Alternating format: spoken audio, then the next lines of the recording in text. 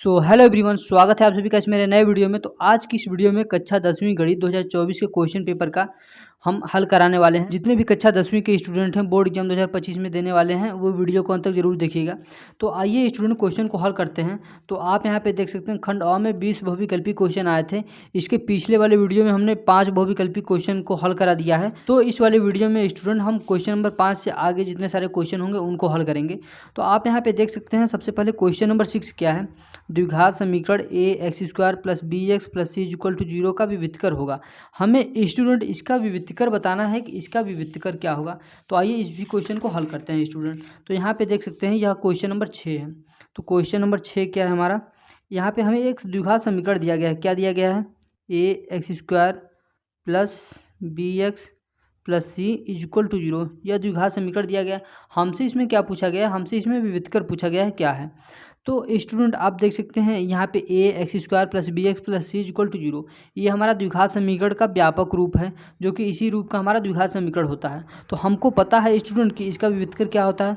विविधकर होता है b² - 4ac, इसका विविधकर होता है। यह जहाँ पर भी ऑप्शन होगा यह सही हो जाएगा। तो यह ऑप्शन नंबर सी है, b² - 4ac, यानी कि इस समीकरण का विविधकर यह हो जाएगा। ऑप्शन नंबर सी इसका सही हो जाएगा। उसके बाद स्टूडेंट क्वेश्चन नंबर 7वां देखते हैं। क्वेश्चन नंबर 7वां क्या दिया गया है, दो बिंदुओं 2,3 और 4,1 के बीच की दूरी होगी। यहाँ पे क्वेश्चन नंबर 7 देख सकते हैं स्टूडेंट। क्वेश्चन नंबर 7 क्या दिया गया है, क्वेश्चन नंबर 7 में 2 पॉइंट दिए गए हैं। एक पॉइंट है हमारा 2,3 और यहाँ पे देख सकते हैं दूसरा पॉइंट है 4,1। तो मान लेते हैं कि 4,1 पॉइंट हमारा यहाँ पे है। इनके दोनों बिंदुओं के बीच की दूरी पूछा गया है। तो मान लेते हैं कि दोनों बिंदुओं के बीच की दूरी सपोज करते हैं d है। तो स्टूडेंट यहाँ पे देख रहे हैं दोनों बिंदुओं का निर्देशांक हमें दे दिया गया है। तो हम इसको मान लेते हैं x1 y1 और यहाँ पे क्या हो जाएगा x2 y2, इसको मान लेते हैं। तो जो स्टूडेंट डिस्टेंस का फार्मूला होता है वो हमारा क्या होता है, d = अंडर रूट में होता है x2 - x1 का whole square plus y2 - y1 का होल स्क्वायर। यह हमारा डिस्टेंस का फार्मूला होता है। तो इसी फार्मूले में x और y की सारी वैल्यू हम पुटअप कर देंगे। तो यहाँ पे d बराबर लिखेंगे आगे अंडर रूट में x2 का मान कितना है, x2 का मान 4 है, माइनस है तो माइनस, x1 का मान कितना है 2 है, 2 ब्रैकेट बंद, इसका स्क्वायर कर देंगे। यहाँ पे प्लस है तो प्लस हो जाएगा। ब्रैकेट में y2 का मान कितना है, y2 का मान 1 है, यहाँ पे माइनस है तो माइनस कर देंगे। y1 का मान कितना है 3 है, 3 ब्रैकेट बंद, इसका स्क्वायर। उसके बाद स्टूडेंट d = अब हम देखेंगे आगे, यहाँ पे 4 - 2 करेंगे तो कितना मिलेगा, 2 बचेगा, 2 का स्क्वायर कर देंगे, प्लस है तो प्लस, 1 - 3 करेंगे तो माइनस का 2 बचेगा, माइनस का 2 का स्क्वायर। तो यहाँ से d = आगे देखेंगे तो क्या हो जाएगा, 2 का स्क्वायर कितना होगा स्टूडेंट, 2 का स्क्वायर 4 हो जाएगा। यहाँ पे -2 है, -2 गुणे -2 करेंगे, -1 प्लस 2 को मल्टीप्लाई 2 में 4 आ जाएगा। तो इसका पूरा वैल्यू 4 आ जाएगा। तो यहाँ पे 4 रख देंगे। तो d = देखेंगे आगे तो क्या हो जाएगा, ये कितना हो जाएगा, 4 + 4 8 हो जाएगा। तो यहाँ पे 8 लिख देंगे। 8 को स्टूडेंट हम कुछ इस रूप का भी लिख सकते हैं, 2 दूना के 4 दूना के 8। तो यहाँ पे देख रहे हैं 2 का जोड़ा बन रहा है तो एक बार यह बाहर निकल आएगा। तो d = 2 यानी कि इसका आंसर इतना आएगा, 2 आएगा। तो यहाँ पे देख सकते हैं क्वेश्चन नंबर 7वां का जो आप देख सकते हैं ऑप्शन नंबर बी सही हो जाएगा, 2 यानी कि यह वी वाला ऑप्शन सही हो जाएगा। उसके बाद स्टूडेंट क्वेश्चन नंबर 8वां देखते हैं।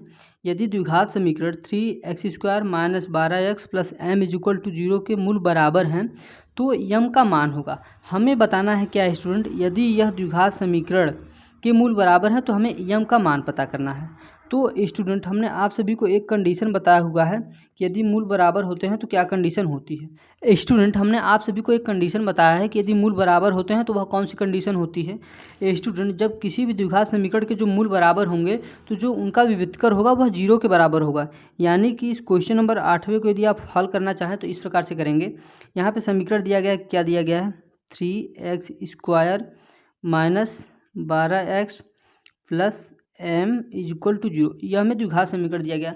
हमसे बोला गया है कि जो इसका मूल है एक मूल समान है। हमसे बोला गया है कि इसके मूल समान है तो यम का मान हमें फाइंड आउट करना है। स्टूडेंट जब मूल समान होते हैं किसी द्विघात समीकरण के तो वह कंडीशन आ जाता है b² -4AC यानी यह जो व्युत्कर है यह हमारा 0 के बराबर होता है।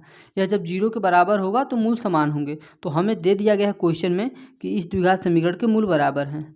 मूल बराबर होने का मतलब कि यह कंडीशन आ जाएगा b² - 4AC यह 0 के बराबर है। तो यहाँ पे स्टूडेंट b का मान कितना हो जाएगा, यहाँ से यदि हम b का मान निकालें तो -12 हो जाएगा, a का मान 3 और c का मान कितना हो जाएगा m हो जाएगा। तो यहाँ से वैल्यू रखते हैं तो b बराबर देखेंगे तो -12 हो जाएगा और a का मान यहाँ पे 3 हो जाएगा और c का मान निकालेंगे तो c का मान यहाँ पे m हो जाएगा। तो a b c का मान हम इस वाले समीकरण में रख देंगे। तो b के स्थान पे कितना रखेंगे -12 का स्क्वायर, उसके बाद क्या है -4, a का मान कितना है 3 और c का मान कितना है m बराबर 0। तो यहाँ पे स्टूडेंट -12 का स्क्वायर करेंगे तो इसका मतलब क्या होता है -12 गुणे -12, तो माइनस माइनस प्लस हो जाएगा। 12 का 12 में करेंगे 144 आ जाएगा। तो यहाँ पे हमारा कितना आ जाएगा, यहाँ पे फाइनल आ जाएगा 144। यहाँ पे माइनस है तो माइनस, 4 × 3 = 12, 12m हो जाएगा यहाँ पे 12m बराबर 0। अब हम क्या करेंगे स्टूडेंट, यह जो माइनस का 12m है यदि हम इसको बराबर के इस तरफ ले आएँ तो यह प्लस का 12m हो जाएगा। तो यहाँ पे हम लिख सकते हैं 144 = प्लस का 12m। यह दोनों एक दूसरे के बराबर हैं, तो यदि हम इसको इधर लिखें इसको इधर लिखें तो कोई फ़र्क नहीं पड़ेगा क्योंकि यह दोनों एक दूसरे के बराबर हैं। तो 12m बराबर लिखेंगे तो 144 हो जाएगा। तो यदि हम यहाँ पे m बराबर देखें तो यह 12 हमारा गुणा में इधर आएगा तो भाग में हो जाएगा।